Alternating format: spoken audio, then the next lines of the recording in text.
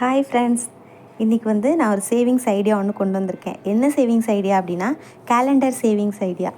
ஓகேங்களா? அது என்ன கேலண்டர் சேவிங்ஸ் ஐடியான்னு யோசிக்கிறீங்களா? இதோ அதை நான் உங்களுக்கு எக்ஸ்பிளைன் பண்ணுறேன். ஓகேங்களா? அது என்ன அப்படின்னு பார்த்தீங்கன்னா, கேலண்டர் சேவிங்ஸ் ஐடியா ஒரு மாதத்துக்கு 4 வீக்ஸ் இருக்கும். ஓகேங்களா? நான் அது 2 பிரிச்சிருக்கேன். ஃபஸ்ட்டு 2 வீக்ஸ், அப்புறம் 2 வீக்ஸ்னு 2 வீக்ஸாக பிரிச்சிருக்கேன். ஃபஸ்ட்டு வீக்கு ஃபுல்லாக நம்ம எவ்வளோ சேர்க்க போகிறோம் அப்படின்னா 5 ருபீஸ். 5 ருபீஸாக நம்ம சேர்க்க போகிறோம். சேர்த்தோம் அப்படின்னா நமக்கு 45 ருபீஸ் வரும். ஓகேவா? ஒரு நாளைக்கு 5 ருபீஸ். ஓகேங்களா? அடுத்து செகண்ட் வீக் ஃபுல்லாக என்ன பண்ண போகிறோம் அப்படின்னா 10 ருபீஸ் சேர்க்க போகிறோம். ஓகேங்களா? 10 ருபீஸாக நம்ம 7 நாள் சேர்க்க போகிறோம்.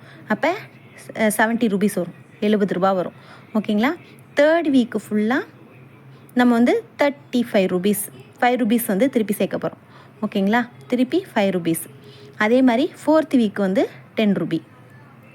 ஓகேங்களா? இதான் அந்த மெத்தடு. மொத்தமாக டோட்டலாக நம்ம ஒரு மந்த்துக்கு எவ்வளோ சேர்த்துருப்போம் அப்படின்னு பார்த்திங்கன்னா 220 ருபீஸ் நம்ம சேவ் பண்ணியிருப்போம். 1 மந்த்து சேவிங்ஸ் அமௌண்ட் 220 ருபீஸ் நம்ம சேவ் பண்ணியிருப்போம். இது என்ன பண்ணணும் அப்படின்னா, இதுக்கு மந்த்லி கேலண்டர் ரொம்ப இம்பார்ட்டன்ட். ஏன் அப்படின்னு கேட்டால், நம்ம ஒவ்வொரு டேலையும் நம்ம ஃபஸ்ட்டு மந்த்து ஸ்டார்ட் ஆனோடனே என்ன பண்ணிடணும் அப்படின்னா, நம்மளோட வீக்ஸ் ஃபஸ்ட் வீக் ஃபுல்லாக 5 ருபி, செகண்ட் வீக் ஃபுல்லாக 10 rupee, third week 5 rupee, fourth week 10 rupee அப்படின்னு நம்ம எழுதி வச்சுக்கணும். எழுதி வச்சுட்டு ஒவ்வொரு டே ரன் ஆகையில் நம்ம என்ன பண்ணணும், ஃபஸ்ட்டு டே போயிடுச்சா, அப்போ ஃபஸ்ட்டு டேயில் டிக் பண்ணிடணும். நான் பண்ணிட்டேன், 5 ருபி எடுத்து வச்சிட்டேன்.